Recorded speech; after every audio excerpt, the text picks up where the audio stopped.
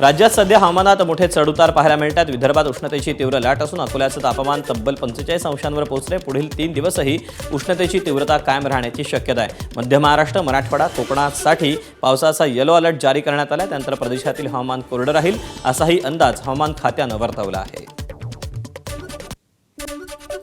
कोकण पट्ट्यात सध्या उष्ण आणि दमट हवामानाचा चांगलाच प्रभाव जाणवतोय। सिंधुदुर्गात मागील 2 दिवसात तापमान 40 अंश सेल्सिअसपर्यंत पोहोचल्यानं नागरिक हैराण झाले। हवामान विभागानं पुढील 2 दिवस अवकाळी पावसाचा इशारा दिला असून सिंधुदुर्ग जिल्ह्यासाठी येलो अलर्ट जारी करण्यात आला आहे।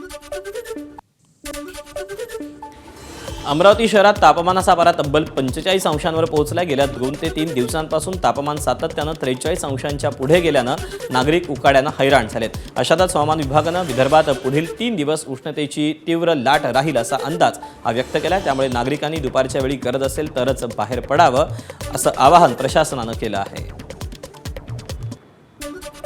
विदर्भात पुढील 4 दिवस सतत उष्णतेची लाट राहणार असा इशारा हवामान विभागाने दिलेला आहे आणि आजपासून 4 दिवस उन्हाचा पारा हा 44 आणि 45 पर्यंत जाईल असं हवामान खात्याने वर्तवलं आहे। परंतु आपण जर 2 दिवसापूर्वी जर पाहिलं तर अमरावती शहराचं तापमान 44.4 होते, काल 44.9 होतं, तर आजसुद्धा पारा 44च्या वरती आहे। 5 वाजता आपल्याला अधिकृत आकडेल, परंतु सध्या 45च्या जवळपास तापमान असल्याचं आपल्याला दिले। त्यामुळे अमरावती शहरातील जे प्रत्येक मुख्य रस्ते आहेत त्यावर तुरळक गर्दी आपल्याला प्रवाशांची, जे दुचाकी चारचाकी वाहनधारकांची असते ती आपल्याला पाहायला मिळते। त्यामुळे हवामान खात्याने सुद्धा विनंती केली, जर गरज असेल तरच घराच्या बाहेर पडा आणि सध्या जो पारा आहे तो 45च्या जवळपास पोहोचलेला आहे आणि अजून 4 दिवसपर्यंत हा जो पारा आहे हा असंच राहील असा सुद्धा इशारा हवामान खात्याने वर्तवलेला आहे। कॅमेरामॅन अमोल देशमुखसह प्रणय निर्बाण, एबीपी माझा, अमरावती। विदर्भातील वर्धा शहरात तापमानानं पुन्हा एकदा उसळी घेतली। आज तापमान थेट 44 अंशांवर जाऊन पोहोचलं। गेल्या आठवडाभरापासून तापमान सातत्यानं 40शी पार असल्यानं नागरिक त्रस्त आहेत, तर दुपारच्या वेळी देखील रस्त्यांवर शुकशुकाट पाहायला मिळतोय।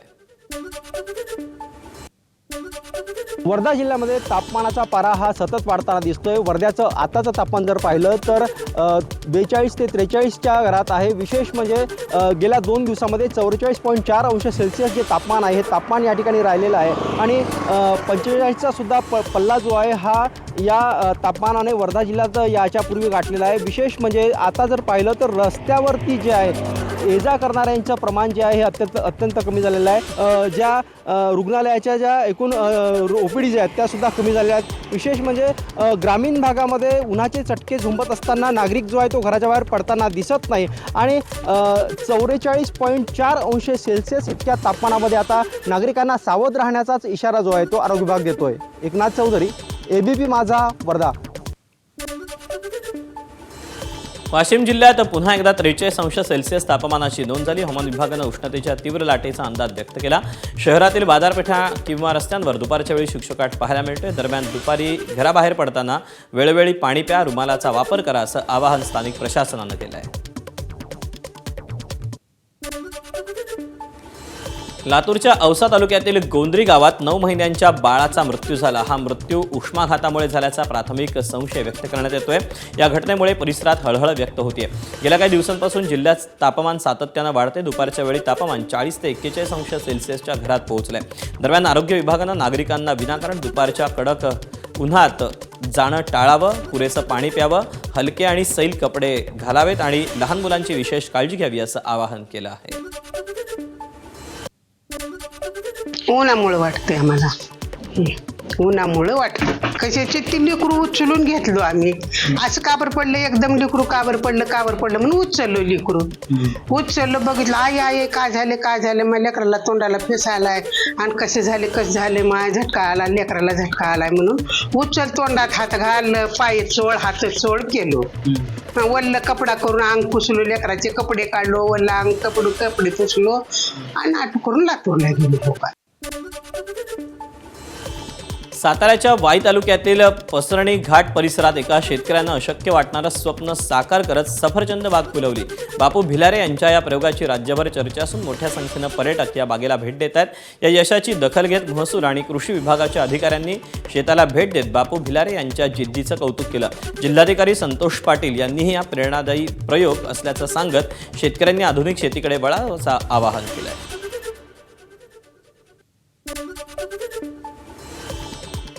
छत्रपती संभाजीनगरच्या लासूर बाजारात कांद्याला कवडीमोल भाव मिळत असल्यानं शेतकऱ्याचा संताप पाहायला मिळाला.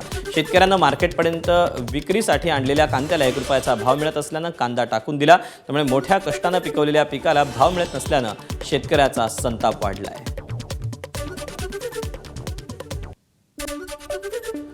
पुण्यश्लोक अहिल्यादेवी होळकर यांच्या त्रिशताब्दी महोत्सवानिमित्त त्र्यंबकेश्वर ते महेश्वर जलयात्रेचा शुभारंभ झाला. मुख्यमंत्री देवेंद्र फडणवीस यांच्या हस्ते त्र्यंबकेश्वर येथून तर अहिल्यानगरच्या चौंडी इथून उपमुख्यमंत्री एकनाथ शिंदे यांच्या हस्ते यात्रेला सुरुवात झाली.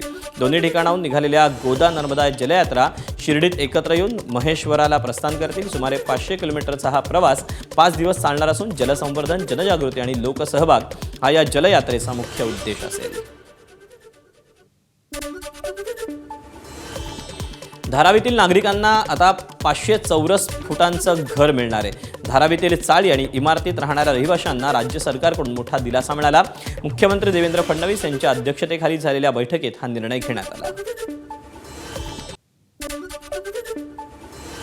देशाच्या विजेच्या मागणीत मोठी वाढ झाली. एप्रिल महिन्यात विदेशी मागणी 2,40,000 मेगावॉट झाली आहे. तर गेल्या वर्षी जून महिन्यात सर्वाधिक 2,42,000 एवढी मागणी नोंदवली गेली होती. तर यंदाच्या वर्षी विदेशी मागणी 2,70,000 मेगावॉटच्या घरात जाण्याचा अंदाज वर्तवण्यात येतो आहे. महाराष्ट्र राज्य सहकारी बँक या राज्य शिखर बँकेला 702 कोटींचा उच्चांकी नफा झाला. मागील वर्षीपेक्षा 51 कोटी रुपयांची यात वाढ झाली. बँकेकडून जिल्हा मध्यवर्ती सहकारी बँका आणि गावागावातील विकास सोसायट्यांना वित्तपुरवठा करण्यात आला. तर बँकेकडे स्वतःचा 8,180 कोटी रुपयांचा निधी आहे. धाराशिवच्या भूम तालुक्यात उळूप इथे श्री कानिफनाथ यात्रेत पारंपरिक विस्तवातून चालण्याची प्रथा पाहायला मिळते. मंदिरासमोर हळीमधून मानकरी अनवाणी चालत परंपरेचं पालन करतात. यात्रेनिमित्त भाविकांनी सकाळपासूनच कानिफनाथाचं दर्शन घेण्यासाठी मोठी गर्दी केली. मुंबईच्या दादरच्या शिवाजी पार्कवर महाराष्ट्र दिनाच्या तयारीला वेग आला. महाराष्ट्रातील विविध पोलीस विभागातील अधिकारी आणि अग्निशमन दलाच्या जवानांनी संचलनाचा सराव केला. महाराष्ट्र दिनानिमित्त होणाऱ्या मुख्य सोहळ्यासाठी पोलीस आणि फायर ब्रिगेडचे जवान हे जोरदार तयारी करत आहेत. बुलेटिनच्या आता आपण मुंबई पुणे एक्सप्रेसवेनं प्रवास करणाऱ्यांसाठी एक खुशखबर. 1 मे अर्थात महाराष्ट्र दिनी मुंबई पुणे मिसिंग लिंक खुला होणार आहे. त्यामुळे प्रवाशांचा मोठा वेळ वाचेल. मिसिंग लिंकमुळे संपूर्ण बोरघाट बायपास होणार आहे. अनेक डेडलाईन पार पडल्यानंतर अखेर 1 मे ही तारीख निश्चित झाली. 1 मेला मुख्यमंत्री देवेंद्र फडणवीस, दोन्ही उपमुख्यमंत्री आणि संबंधित मंत्र्यांच्या हस्ते हा लोकार्पण सोहळा होईल.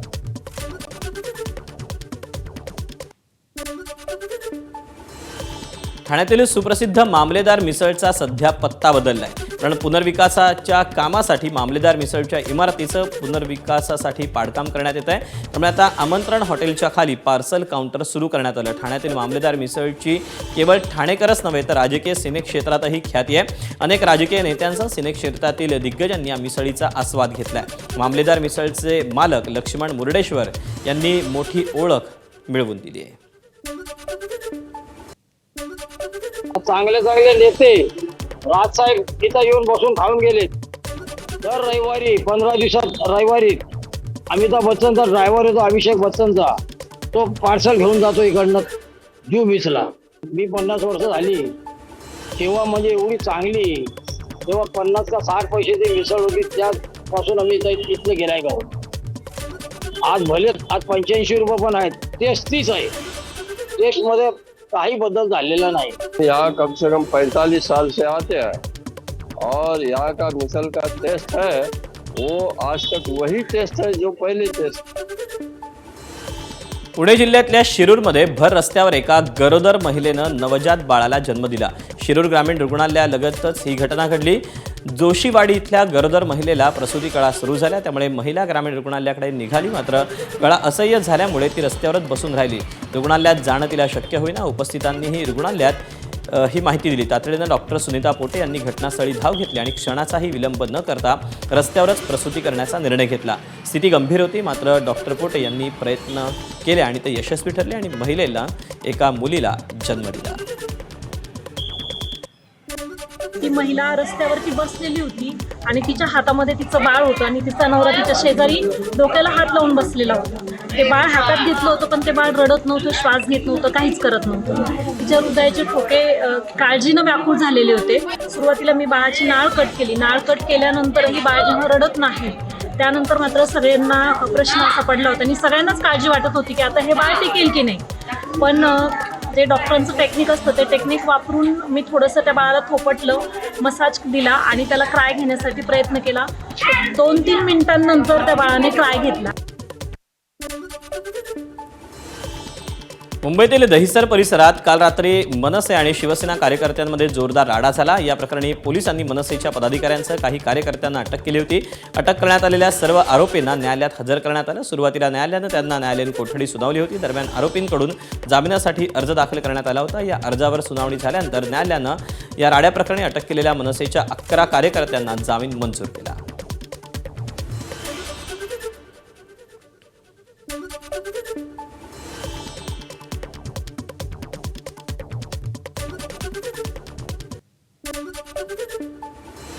जालन्यातील मर्चंट बँक आणि पूर्णवादी बँकेतील घोटाळा प्रकरण ताजं असतानाच बदनापूर शहरातील कॅनरा बँकेत तब्बल 7,31,00,000 अपहार झाल्याचा प्रकार समोर आला.